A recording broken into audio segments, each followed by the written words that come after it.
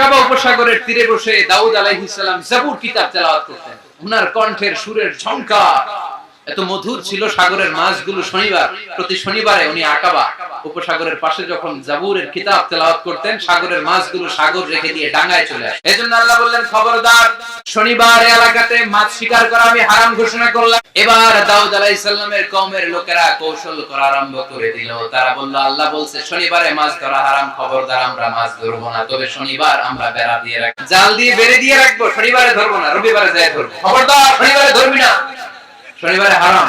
হারাম করছে কে? তো মাছগুলো যখন তেলাওয়াত করতে আসতো, এরা জাল দিয়ে বেড়ে দিয়ে রাখতো চারদিকে, শনিবারে ধরতো না, কারণ হারাম।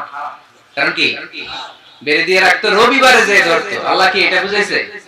আল্লাহ বুঝাইছে শনিবারে যত মাছগুলো এসেছে এগুলো ধরা যাবে না, এগুলো যখন আবার সাগরের প্রবাহে ভেসে চলে যাবে, তোমরা আবার নৌকা নিয়ে মাছ শিকার করতে পারবে, ঠিক কি না?